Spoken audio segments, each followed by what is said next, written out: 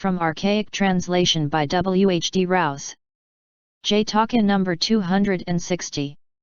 Dūta-Jātaka. O King, the belly's messenger, etc. This story the master told while staying at Jetavana monastery, about a brother who was addicted to desire of possession. The circumstances will be given at large under the Khuddaka birth, in book the 9th.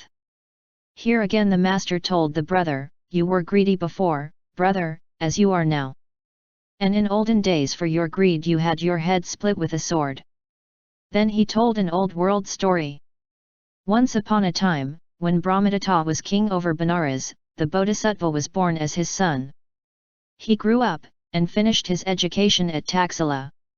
On his father's death, he inherited the kingdom, and he was very elegant in his eating.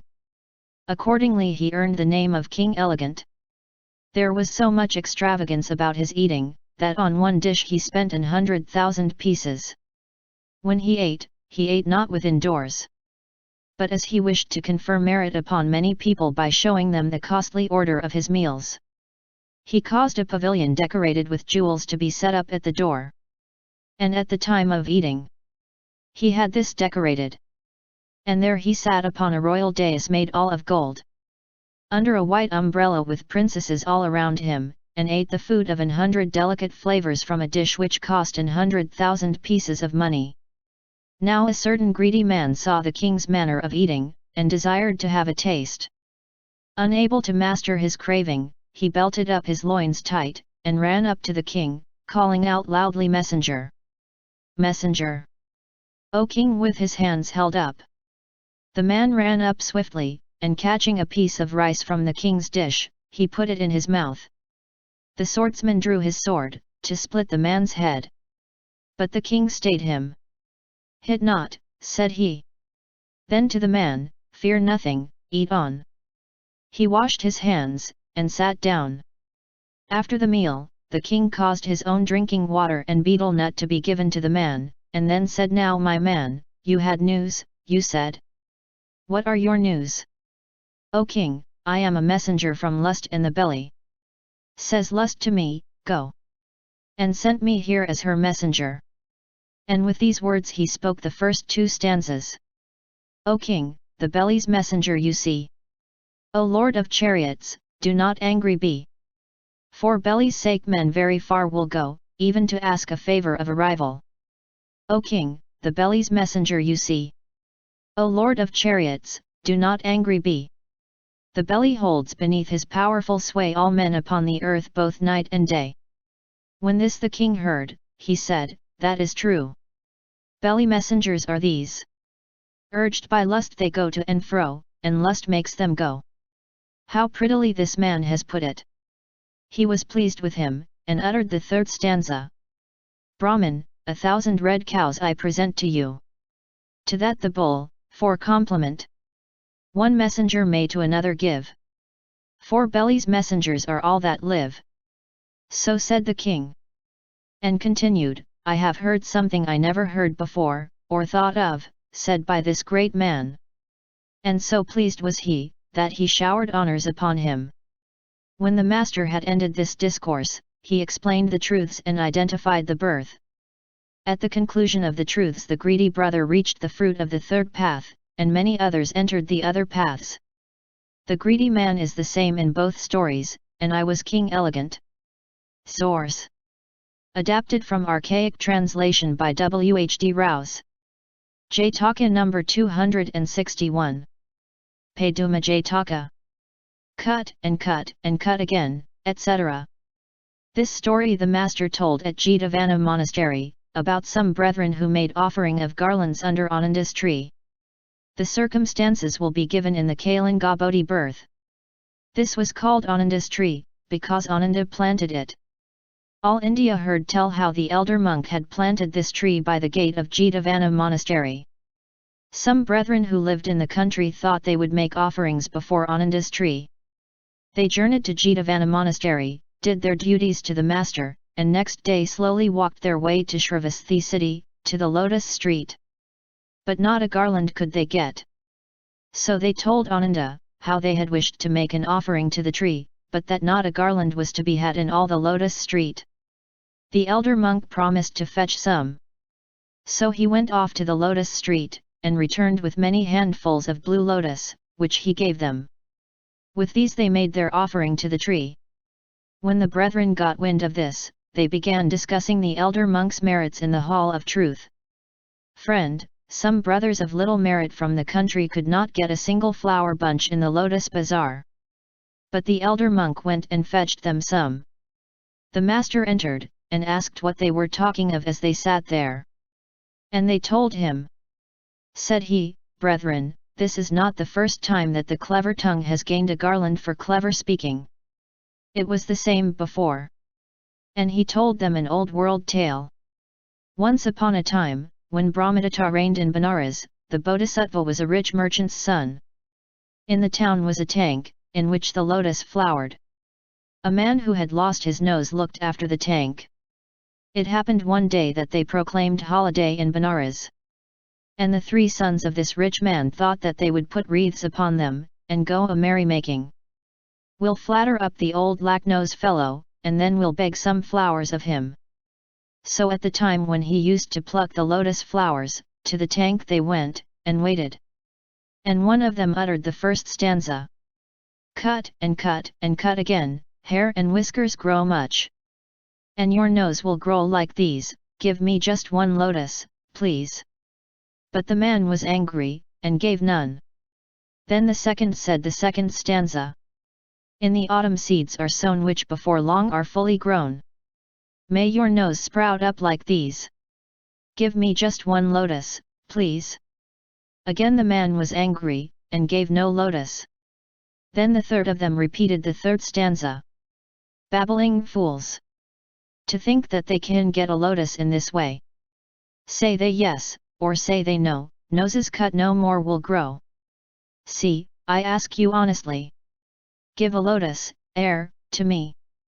On hearing this the lake keeper said, the other 2 lied, but you have spoken the truth. You deserve to have some lotuses. So he gave him a great bunch of lotus, and went back to his lake. When the master had ended this discourse, he identified the birth. The boy who got the lotus was I myself. Source. Adapted from Archaic translation by Whd. Jataka number 262. Mudu-Pāṇi-Jātaka. A soft hand, etc. This story the master told at Jetavana monastery, about a backsliding brother. They brought him to the hall of truth, and the master asked him if he were really a backslider. He replied, yes, he was. Then said the master, O brethren! It is impossible to keep women from going after their desires. In olden days, even wise men could not guard their own daughters. While they stood holding their father's hand, without their father's knowing, they went away wrongdoing with a paramour.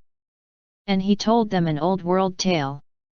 Once upon a time, while King Brahmadatta reigned in Benares, the Bodhisattva was born as the son of his queen wife. Growing up, he was educated at Taxila, and on his father's death he became king in his stead, and reigned righteously. There lived with him a daughter and a nephew, both together in his house. One day as he sat with his court, he said, When I am dead my nephew will be king, and my daughter will be his chief queen. Afterwards, when they were grown up, he was sitting again amidst his court. And he said to them, I will bring home some other man's daughter for my nephew, and my own daughter will I marry into another king's family. In this way I shall have many relations. The courtiers agreed. Then the king assigned to the nephew a house outside the palace, and stopped his coming to the palace. But these 2 were in love with each other. Thought the youth, how shall I get the king's daughter outside the house? Ah, I have it. He gave a present to the nurse. What am I to do for this, master? She asked. Well, mother, I want to get a chance of bringing the princess out of doors. I will talk it over with the princess, said she, and then tell you. Very good, mother, he replied. To the princess she came. Let me pick the insects out of your head, said she. She sat the princess upon a low stool, and herself sitting on a higher one, she put the princess's head upon her lap, and in looking for the insects, She scratched the princess's head. The princess understood. She thought, she has scratched me with my cousin the prince's nail, not her own. Mother, asked she, have you been with the prince? Yes, my daughter. And what did he say? He asked how he could find a way of getting you out of doors. If he is wise, he will know, said the princess. And she recited the first stanza, asking the old woman learn it and repeat it to the prince. A soft hand, and a well-trained elephant, and a black rain cloud, gives you what you want. The woman learned it, and returned to the prince. Well, mother, what did the princess say? He asked. Nothing, but only sent you this stanza, replied she. And she repeated it. The prince took it in, and dismissed her. The prince understood exactly what was meant. He found a beautiful and soft-handed page boy, and prepared him. He bribed the keeper of a state elephant, and having trained the elephant to be impassive, he bided his time. Then, one fast day of the dark fortnight, just after the middle watch, rain fell from a thick black cloud. This is the day the princess meant, thought he. He mounted the elephant, and placed the boy of the soft hands on its back, and set out. Opposite the palace he fastened the elephant to the great wall of an open courtyard, and stood before a window getting drenched. Now the king watched his daughter, and let her rest nowhere but upon a little bed, in his presence. She thought to herself, today the prince will come. And lay down without going to sleep. Father, said she, I want to bathe. Come along, my daughter, said the king. Holding her hands, he led her to the window. He lifted her, and placed her on a lotus ornament outside it, holding her by one hand. As she bathed herself, she held out a hand to the prince. He untied off the bangles from her arm, and fastened them on the arm of his page boy. Then he lifted the boy, and placed him upon the lotus beside the princess. She took his hand, and placed it in her father's, who took it, and let go his daughter's hand. Then she untied the ornaments from her other arm, and fastened them on the other hand of the boy, which she placed in her father's, and went away with the prince. The king thought the boy to be his own daughter. And when the bathing was over, he put him to sleep in the royal bedchamber, shut to the door, and set his seal on it. Then setting a guard, he retired to his own chamber, and lay down to rest. When the daylight came, he opened the door, and there he saw this boy. What's this? Cried he. The boy told how she was fled along with the prince. The king was let down. Not even if one goes along and holds hands, thought the king, can one guard a woman. Thus women it is impossible to guard. And he uttered these other two stanzas. Though soft of speech, like rivers hard to fill, insatiate, nothing can satisfy their will. Down, down they sink. A man should flee afar from women, when he knows what kind they are. Whomsoever they serve for gold or for desire, they burn him up like fuel in the fire. So saying, the great being added, I must support my nephew. So with great honor he gave his daughter to this very man, and made him viceroy. And the nephew at his uncle's death became king himself.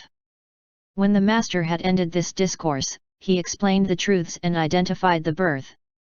At the conclusion of the truths, the backsliding brother was firmly established in the fruit of the first path. In those days, I was the king.